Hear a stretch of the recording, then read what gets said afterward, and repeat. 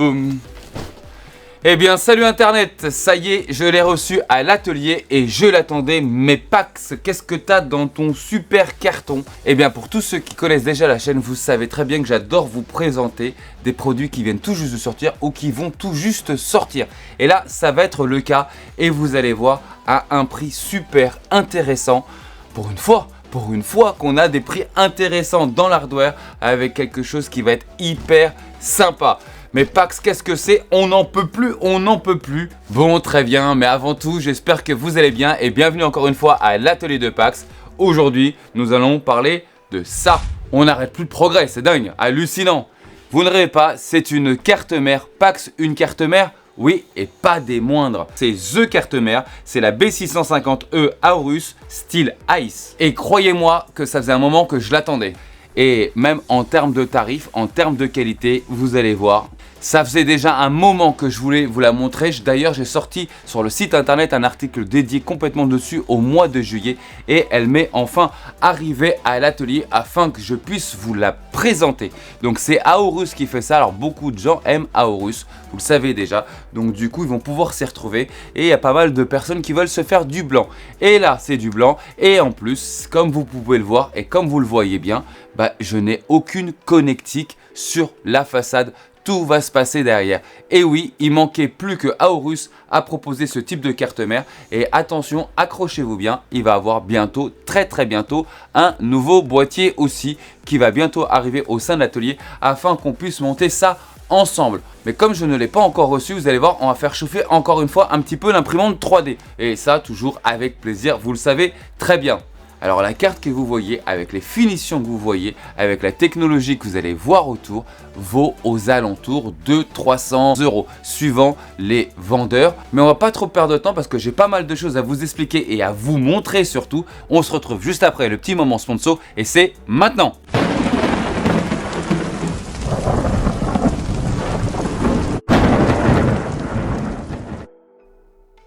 Cette vidéo sera sponsorisée par Aorus et AMD sur deux occasions. La première, pour tout achat d'une carte graphique de la série 7000 Radeon de chez AMD, AMD vous offre deux jeux, Awakening et Space Marine.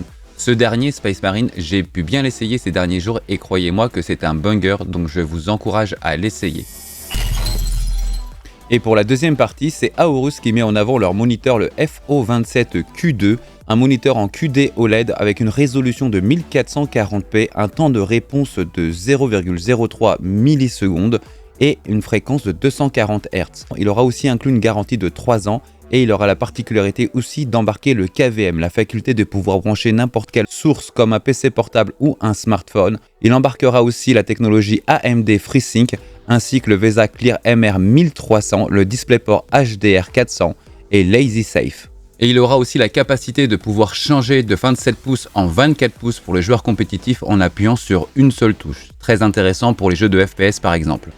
Et en plus avec le Gigabit Control Center, à la place de passer comme vous voyez ici avec l'OSD en mode classique, on va pouvoir interférer directement avec le moniteur, avec la souris directement sur votre Windows. Vous allez avoir toutes les options, comme par exemple l'équaliseur de noir, de passer ou pas avec le FreeSync, de pouvoir choisir sa source, etc. etc. Et ça, c'est grandement appréciable pour éviter toutes les tendinites au poignet. Nous voilà enfin. D'ailleurs, je vais vous rajouter quelque chose après ce petit moment sponsor pour tous ceux qui veulent encore faire plus d'économies. En ce moment, il y a l'opération Back to School du côté de Aorus, comme je peux vous montrer. Donc n'hésitez surtout pas, il y a encore quelques pépettes à se mettre de côté si vous prenez la bonne boutique, le bon produit. Et vous aurez tout ça, bien entendu, en description. Tout ce que j'ai pu vous expliquer, vous le retrouverez en description, que ce soit le cashback de chez Aorus ou que ce soit par exemple l'offre promotionnelle où vous allez avoir des jeux gratuits pour tout achat d'une Radeon en ce moment de la série 7000.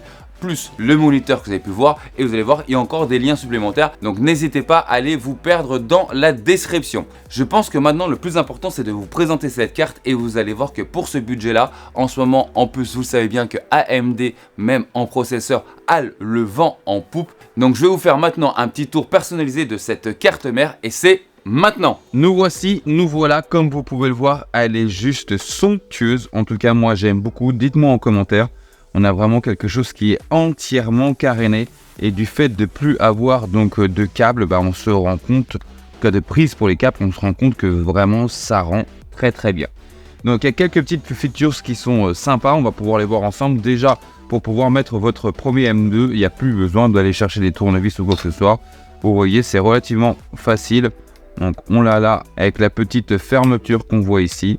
Et on a une deuxième petite fermeture aussi à ressort. Voilà, donc là, ça fonctionne bien. Lorsque vous slotez une carte graphique, c'est pareil, plus besoin d'appuyer là. Bon, maintenant, ça se fait de plus en plus, mais vous l'avez aussi dedans.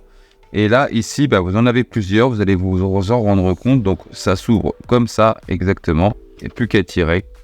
Et on a un gros refroidisseur, tout en aluminium. Ça va être un petit peu pareil que ici, c'est du full aluminium, bien épais, bien refroidir, effectivement. Avoir une bonne dissipation thermique. Et là, on a vraiment une grosse plaque. Donc, c'est composé avec des aimants.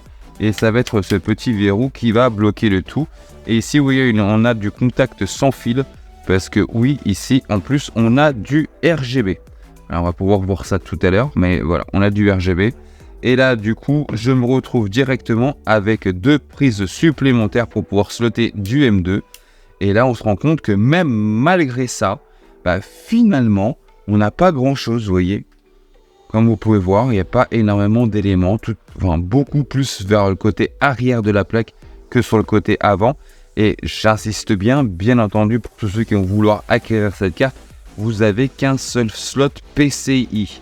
Ça, c'est très important. Par exemple, si vous avez besoin d'une carte graphique et si derrière vous voulez avoir une carte d'acquisition, vous ne pourrez pas vous orienter sur ce type de carte mère.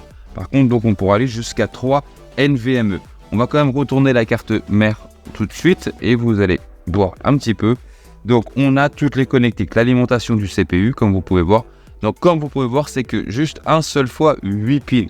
Donc, n'allez pas mettre non plus dessus le plus gros processeur de chez AMD. Il fonctionnera, mais vous n'allez pas pouvoir le faire vivre à 100%. Il aurait fallu une deuxième. Je rappelle que cette carte mère va pouvoir prendre les 7000, les 8000 et les 9000. Ici, on a donc l'alimentation pour la carte mère en elle-même, comme vous pouvez voir. Donc, ils ont été quand même pas mal loin parce que vous remarquerez que même si ça ne va pas se voir parce qu'on est sur le derrière du boîtier, ça reste blanc. Elles sont blanches, comme les prises que vous voyez ici en SATA, comme les USB type 3, comme tout ce que vous pouvez voir. Regardez, ils ont été vraiment jusqu'au bout du sujet. Les autres cartes que j'ai pu voir de la concurrence, dès que vous retournez un petit peu à l'arrière, finalement, comme ça ne se voit pas, ils n'ont pas été beaucoup plus blancs, ils ont mis du noir. Donc, bon, écoutez, là, on se rend compte que finalement, en blanc, ça rend très bien. Donc, ils ont vraiment poussé. La seule chose qui est noire, c'est ce qu'on peut voir, c'est l'intérieur de la fiche de l'USB type C, qui est logique aussi en soi finalement, et l'HDMI. Et ensuite, on voit une grande plaque. Vous la voyez ici. Donc, cette plaque, c'est un blindage qu'on peut avoir. Et sur cette catégorie de cartes à légèrement plus de 300 €, c'est hyper rare de pouvoir voir un blindage. Donc, quand même, pour cette catégorie de prix, je trouve que c'est plutôt pas mal. On va retourner la carte dans le bon sens. Et en termes de phase d'alimentation, souvenez-vous que je vous avais dit qu'il n'y a qu'une seule fois 8 pins. Donc, finalement, on a en phase d'alimentation aussi quelque chose d'un peu plus léger. On sera à 12 plus 4. Enfin, 12 plus 2 plus 2 exactement, ce qui fera quand même 12 plus 4. Donc, ce sera le nombre de VRM que vous allez avoir par-dessus. On sera en DDR5 obligatoirement parce que ce sera lié effectivement au processeur que vous aurez par-dessus. Votre port PCI que vous voyez, ce sera du PCI 5x16. Donc, toute dernière génération, vous n'aurez aucun sujet là-dessus. On a du Wi-Fi directement et on va en parler certainement un petit peu après. Mais vous voyez, les connectiques pour la Wi-Fi, ce n'est plus les connectiques que vous vissiez comme ça. Voilà, c'était un petit peu fastidieux, pas très évident des fois. Et là, du coup, vous ne l'aurez pas. Donc, comme j'ai rappelé, on aura 3 ports pour pouvoir mettre du NVMe. La première sera en PCI 5 et les 2 autres seront sur du PCI 4. On parlait de VRM, les refroidisseurs de VRM, comme vous pouvez le voir, sont relativement épais. Donc, ils sont couleur, comme vous pouvez voir, un petit peu anodisés, mais suffisamment, en tout cas, pour pouvoir bien refroidir ces 14 phases d'alimentation, c'est voire même peut-être overkill. On va parler un petit peu de connectique arrière. D'ailleurs, je vais vous montrer tout de suite l'antenne, comme ça, ce sera fait. Vous allez voir, elle change un petit peu du reste. Elle est dans le bundle. Hop. Allez. Voilà. Vous voyez, ça change clairement un petit peu. C'est vraiment plus sympa. Enfin, moi, personnellement, je trouve. Et vous êtes en Wi-Fi 7. Donc, bon, on va pas se mentir. On sait très bien qu'aujourd'hui, Windows ne gère pas encore le Wi-Fi 7. Mais en tout cas, le gros avantage, c'est que quand il le fera, parce que c'est incessamment sous peu, et ben votre carte sera vraiment à jour. Et comme vous pouvez voir, à la place de visser, je vous montre une petite photo en même temps. Ici, on n'a plus qu'à slotter. Ça, c'est plutôt sympa. Voilà. Ici, vous aurez votre petit bouton pour pouvoir mettre à jour votre BIOS directement d'ici avec une clé USB. Comme vous pouvez voir ici, c'est marqué BIOS USB, donc ce sera celle-ci. Vous aurez l'USB type C, 1, 2, 3, 4, 5 prises USB type 3.2 et ici 3.2 x Gen 2 en 2 unités. Et on aura un RJ45 de 2,5 gigabits. Et comme vous pouvez le voir, la connexion pour l'audio. Maintenant, faisons un petit point sur les accessibilités, donc le travail qu'il y a eu Aorus là-dessus. Donc on a pu se rendre compte qu'au niveau de l'antenne, c'est très facile. On le met, on enlève, c'est beaucoup plus facile qu'auparavant. Pour les refroidisseurs de M2, c'est exactement la même chose. Comme on a pu le voir, c'est relativement très rapide. Regardez, hop, je fais ça. Et c'est pris. Et ça va être exactement pareil pour ça. Voilà. Et c'est fait. Donc on aura effectivement que ces petites gâchettes à appuyer pour pouvoir dégager ces plaques là, et on a maintenant aussi donc ce fameux bouton pour pouvoir enlever la carte graphique par dessus. Moi personnellement, à titre personnel, je la trouve vraiment sympa, esthétique. Je pense qu'on ne pourra pas dire vraiment le contraire, sauf ceux bien entendu qui n'aiment pas les produits blancs. Et en plus de ça, je la trouve hyper minimaliste. Le fait de voir aucune connexion sur la partie frontale la rend vraiment encore plus simple. Sur la partie arrière, c'est un petit peu pareil. Du fait d'avoir ce grand blindage blanc, finalement ça simplifie la lecture. Et on accroche uniquement les connecteurs qu'on peut voir là.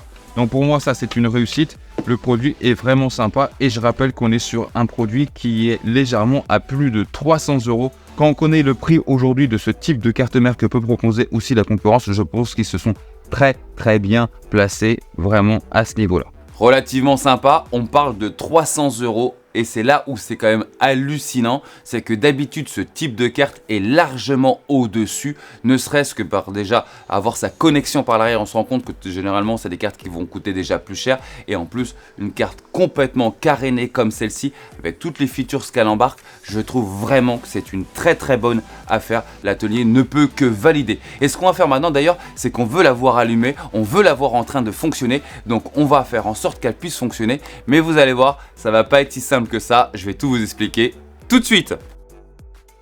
Pour ceux qui suivent déjà la chaîne, vous connaissez déjà ma table de bench qu'on avait fabriquée à l'atelier. Et là, comme toute table de bench, je n'ai aucun percement vers le bas parce que tout simplement, en fait, elle n'était pas faite à l'époque, en tout cas pour avoir des cartes mères avec des connexions à l'arrière. Donc comment faire? Est-ce que je vais m'amuser à tout découper et à faire des nouvelles ouvertures en trou de houblon afin de pouvoir faire passer des câbles?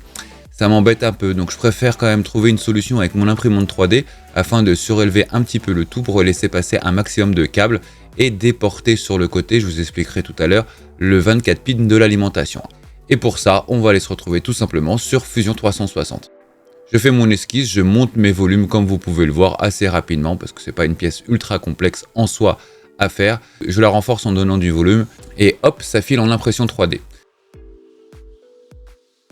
Je fais un petit essai, voir si le tout est suffisamment solide. Bon, on aura quand même 9 points de fixation, mais on va déjà essayer sur un. Ça sert à rien que je lance autant d'impressions si c'est pas sûr. Donc c'est ok, c'est solide, je lance les impressions suivantes et les voilà maintenant mis en place. Il me reste maintenant plus qu'à mettre la carte mère en place pour vérifier que tout fonctionne bien. Et bien voilà, c'est fait, ça fait plaisir. Donc là, tout fonctionne bien. J'ai mes connectiques qui vont pouvoir vraiment passer par l'arrière. J'ai juste déporté le 24 pins par un angle à 90, tout simplement parce que ça me rendait un peu plus service. Maintenant, il va falloir que je mette le processeur en place avec un refroidisseur. Je décide de prendre un refroidisseur existant, mais quand même d'apporter une petite touche. Allez, hop, encore un petit coup de Fusion 360 et on se retrouve sur l'imprimante afin de façonner un petit carénage aux couleurs de la carte mère afin qu'il y ait quand même quelque chose de sympa par-dessus. Ça y est, le bébé est monté totalement, donc on va enfin pouvoir l'allumer, voir à quoi elle ressemble une fois qu'elle est allumée, surtout au niveau du RGB, parce que j'avoue que je suis un petit peu intrigué.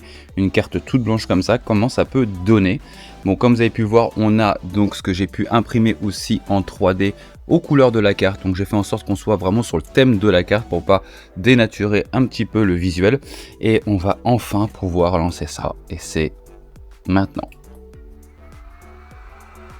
Voilà. Donc là, on peut voir. Alors, Ce que je vois déjà, c'est que c'est pas un éclairage direct, vous avez un rétro-éclairage et ça rend plutôt pas mal du tout. Je pense que vous pouvez le voir. Donc là, c'est en rainbow parce qu'il n'y a aucun réglage de fait. En même temps, bon, ça a sorti à la rame. Et on a ici, souvenez-vous, j'avais dit qu'il y avait aussi du RGB. Et regardez, c'est plutôt pas mal parce que c'est vraiment sur une incorporation. Alors la caméra, peut-être qu'effectivement, ça peut rendre moins bien. Mais en visuel comme ça, c'est plutôt relativement propre. Voilà. Faire un petit tour maintenant du bébé. On voit la fameuse antenne que j'ai pu vous présenter, que je trouve aussi vraiment différente des autres. Et ça, c'est aussi un plus. Dites-moi en commentaire un petit peu ce que vous en pensez, parce que moi, personnellement, je la trouve vraiment, vraiment sexy.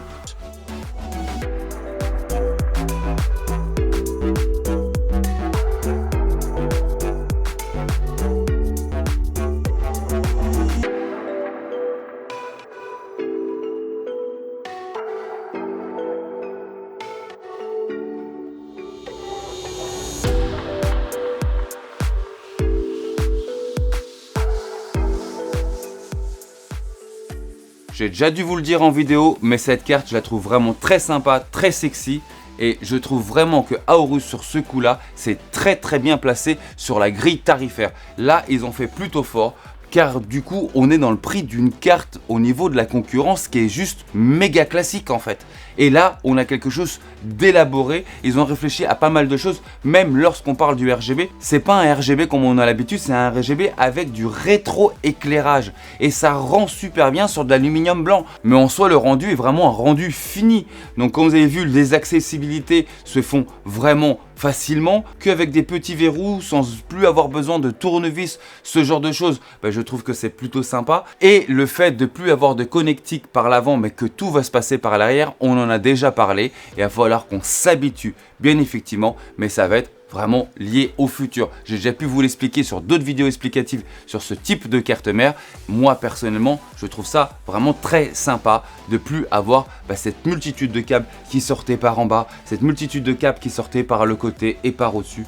Voilà, je trouvais ça quand même disgracieux à l'heure où justement les PC se font de plus en plus beaux, à l'heure où les PC sont avec des boîtiers aquarium avec plein de RGB, forcément c'était quelque chose qui restait relativement disgracieux. Le seul point négatif que j'ai sur cette carte, c'est que juste de mettre une carte graphique par-dessus, ça m'embêterait.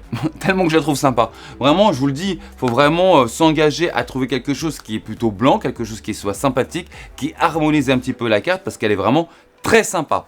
Voilà les amis, je ne vais pas prendre plus de votre temps, juste pour vous dire quelque chose, c'est que je vais bientôt recevoir le boîtier, donc on va pouvoir vous faire quelque chose de très sympa autour de ça et c'est pour très bientôt. J'espère que cette vidéo vous a plu. Si c'est le cas, un petit like, ça aide toujours la chaîne à avancer. Je vous dis à très vite. Ciao, ciao la team, à plus.